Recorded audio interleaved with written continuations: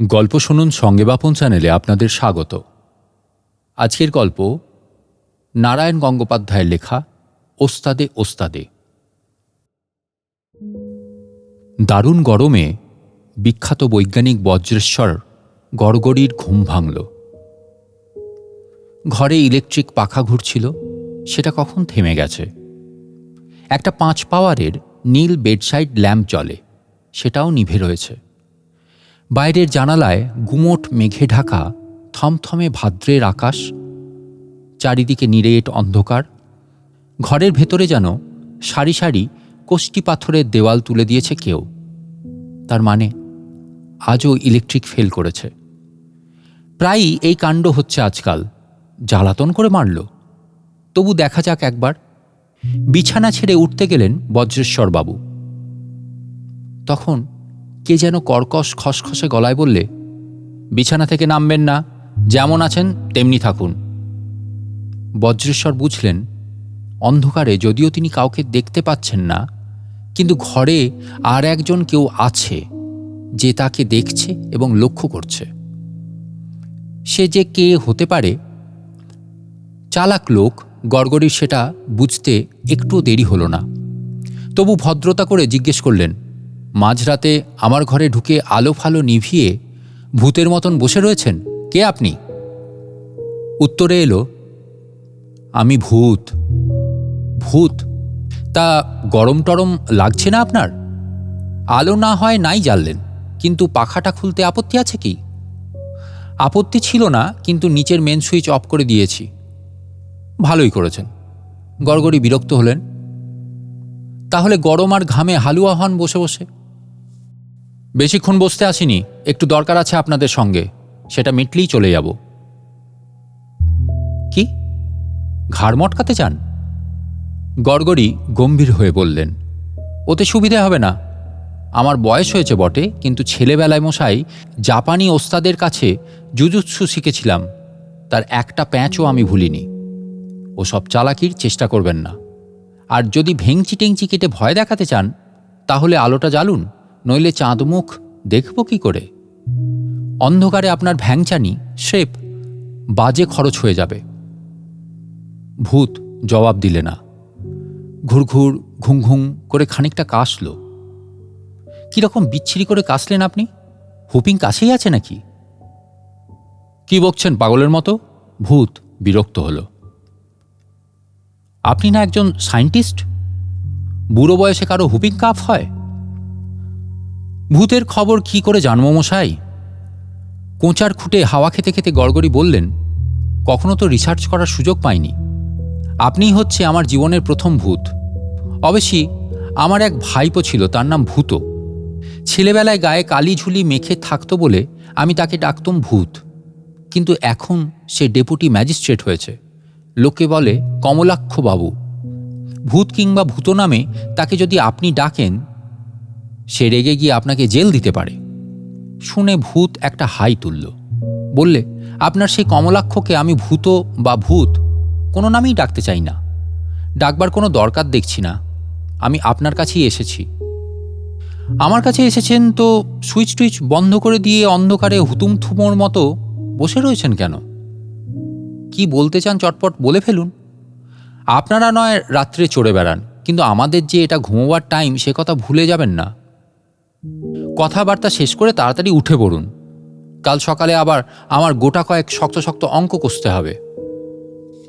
উত্তরে ভূত আবার ঘুম ঘুম করে কাশল।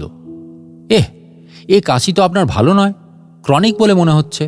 ভালো ডাক্তার দেখান মশাই, শেষকালে আবার একটা টিবি ফিবি হয়ে যেতে পারে।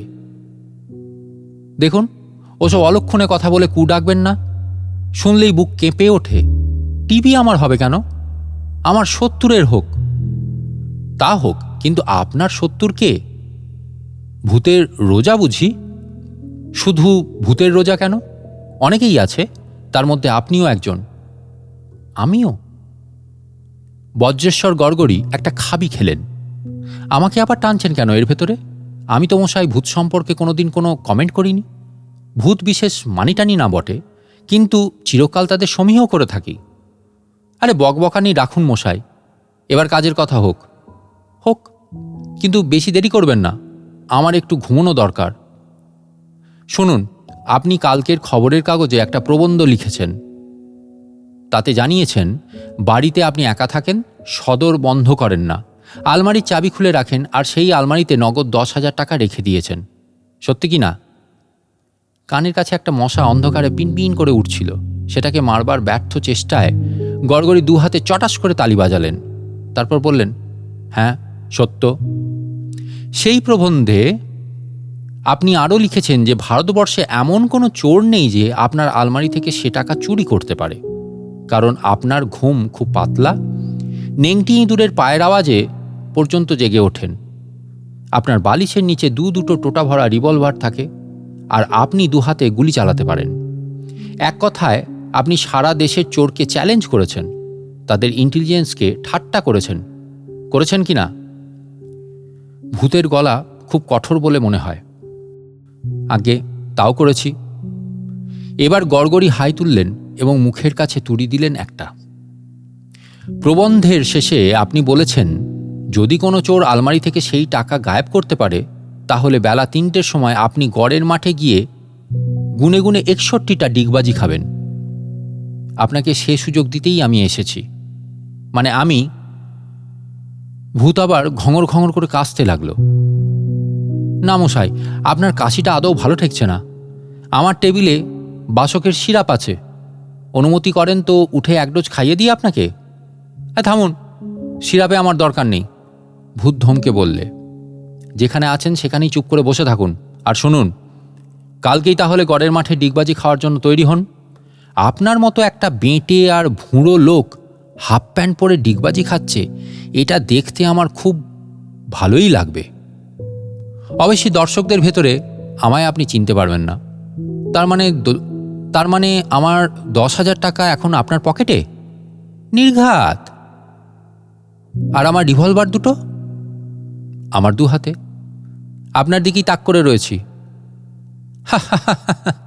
কিন্তু ভূত বেশিক্ষণ হাসতে পারল না, আবার ঘুম ঘুম করে কেশে ফেলল। উফ, আপনার কাশিটা তো। শাট আপ, ভূত রেগে বললে। কাশির কথা ফের বলবেন তো আমি ধরাম করে একটা গুলি ছুঁড়ে দেব। রিভলভার ছুটতে জানেন তো? শেষে গুলিও লাগবে না, আপনিও খামোকা গুঁতো গাঁথা খাবেন। স্টপ, আমি রিভলভার ছুটতে জানি না? হা হা হা, ঘঙর ঘঙর ঘং ঘং করে আবার কাশি। আপনার কাশি না মশাই, আমি উইথড্র করছি। মানে কথা হলো, আপনি তাহলে ভূত নন? না। গড়গড়ি উদাস স্বরে বললেন। ভারী নিরাশ হলুম। অনেক দিন ধরেই ভূতের সঙ্গে আলাপ করবার ইচ্ছে আমার ছিল, কিন্তু দেখছি বরাতটাই খারাপ। তাহলে আপনি কে? আমি? হা হা হা, ঘঙর ঘঙর ঘং করে আবার কাশি। যেরকম কাশছেন আপনাকে কাশিবাবু বলা যেতে পারে। আইসে শাট আপ, ভূত চটে বললে। বেশি জ্যাঠামো করবেন না। আমি কে জানেন? এডওয়ার্ড হরিপদ মোল্লা। আপনি তবে সেই বিখ্যাত? হ্যাঁ, সেই বিখ্যাত এডওয়ার্ড হরিপদ মোল্লা, লোকে যাকে সংক্ষেপে এডো হরি বলে থাকে। পাকিস্তানে যে হরিমোল্লা। গত 6 মাসে আমি দিল্লি, কলকাতা, বোম্বাই, মাদ্রাজ, ঢাকা, করাচি, রাওয়ালপিন্ডিতে একুনে 72টা চুরি করেছি। ভারত পাকিস্তানের সব পুলিশকে স্রেফ ঘোল খাইয়ে দিয়েছি। আরে কি সৌভাগ্য, কি সৌভাগ্য! বজ্রেশ্বর গড়গড়ি বিনয়ে গলে গেলেন। আমি ভাবতেই পারিনি যে আমার এই গরিবের কুঁড়েতে আপনার মতো মহাজনের পায়ের ধুলো পড়বে। এখন কি দিয়ে আপনাকে আপ্যায়ন করি বলুন তো? আমার এই ঘরেই ল্যাম্প আছে, আপনাকে 1 পেয়ালা কফি করে দেব কি? ভাঁড়ারের ফ্রিজিডিয়ারে 2 কড়াপাকের সন্দেশ আছে, তাই কি এনে দেব 1 প্লেট? কিচ্ছু করতে হবে না আপনাকে, এডোহরি বললে। রাত 1:30টায় কফি খাওয়ার মতো বাজে অভ্যাস আমার নেই। আর কড়াপাকের সন্দেশের কথা যদি বলেন, আপনি ভদ্রতা করবার আগেই ফ্রিজিডিয়ার খুলে সেটা চেখে এসেছি। বেড়ে সন্দেশগুলো, তবে সবটা খাইনি। আপনার জন্য 1.5খানা আমি রেখে দিয়েছি। হ্যাঁ, কি মশাই লোক আপনি, কি স্বার্থত্যাগ! হ্যাঁ, তা বলতে পারেন। আমি বিবেচনা করেই কাজ করি। আপনার আলমারিতেও একখানা 2 টাকার নোট রয়েছে, দেখতে পারেন। কালকের বাজার খরচা। সকালে উঠেই লোকের কাছে ধার করতে বেরোবেন, এ আমার পছন্দ নয়। ঘং ঘং ঘং। অভিভূত হয়ে গড়গড়ি বললেন, কি বিবেচনা! সত্যি বলছি, আপনার মতো এমন বিবেকবান, এমন চরিত্রবান চোর আমি কখনো দেখিনি কাশীবাবু। Shut up! এডোহরি চেঁচিয়ে বললে। আমার নাম খারাপ করবেন না, আমি কাশীবাবু নই। তবে কি গয়াবাবু? না না, সরি, আপনি হচ্ছেন এডওয়ার্ড হরিপদ পাল্লা। আরে পাল্লা নয় মশাই, মোল্লা, মোল্লা। সরি, মোল্লা। জানেন, মোল্লা শুনি আমার মোল্লা চকের দইয়ের কথা মনে পড়ে। বেড়ে জিনিস, খেয়েছেন কখনো? না, খাইনি। এডোহরি একটু উৎসাহিত হলেন। আছে নাকি আপনার ফ্রিজিডিয়ারে? কই দেখিনি তো। কয়েকটা চিংড়ি মাছ আর মূলো ফুলো কি দেখলুম, কিন্তু দই তো। দই নেই, থাকলেও আপনাকে খেতে বারণ করতুম।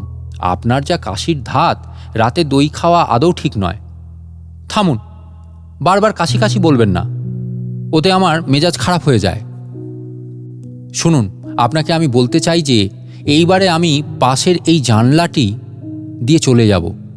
আপনার 10,000 টাকার জন্য ধন্যবাদ। আর রিভলভার দুটো আমি রাখলুম, আমার কাজে লাগবে। ভালো কথা, কাল 3টের সময় গড়ের মাঠে যাচ্ছেন তো?